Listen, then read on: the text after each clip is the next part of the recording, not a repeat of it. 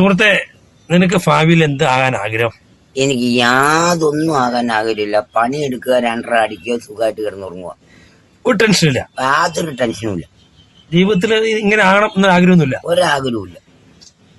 മരിക്കുവാണെങ്കിൽ വഴി കിടന്ന് മരിക്കണം, അല്ലെങ്കിൽ ജീവിക്കുവാണെങ്കിൽ വഴി കിടന്ന് ജീവിക്കണം. ആരെയും ബുദ്ധിമുട്ടിക്കണമെന്ന് ഇഷ്ടമല്ല. യാതൊരു കാര്യമില്ല. ഇല്ലാതെ എവിടെ കിടന്നുറങ്ങണേ താങ്കൾ? അങ്ങനെ പറയാൻ പറ്റില്ല.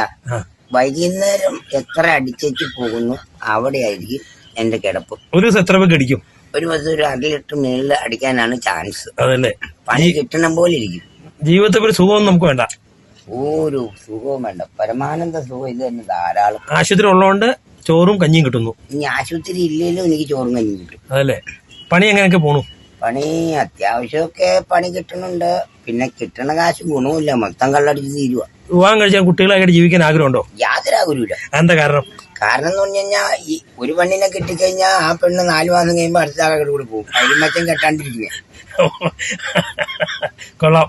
അപ്പൊ ജീവിതം ഇങ്ങനെ പോട്ടെ അല്ലേ? ഇങ്ങനെ പോട്ടെ. ഒരു നമ്മ കണ്ടാശ് അടക്കണ്ട, കരം കെട്ടണ്ട, വെള്ളക്കാശ് അടക്കണ്ട, ഒരു കേസും വേണ്ട. ആരും പുറകെ വരില്ല. ധൈര്യമായിട്ട് ഏത് റോഡ് സൈഡിലും കിടക്കാൻ കഞ്ഞിയും കുടിച്ചു ഹാപ്പി ആയിട്ട് പണിയെടുക്കണം.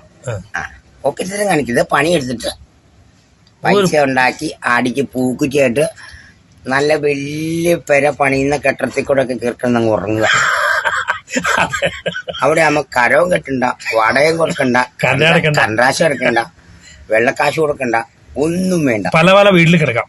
ഇന്ന് കിടക്കാൻ വീട്ടിൽ നാളെ കിടക്കാം. അതാണ് ഫസ്റ്റിലെ വീട്ടിൽ കയറി കൂടുന്ന ഞാനായിരിക്കും.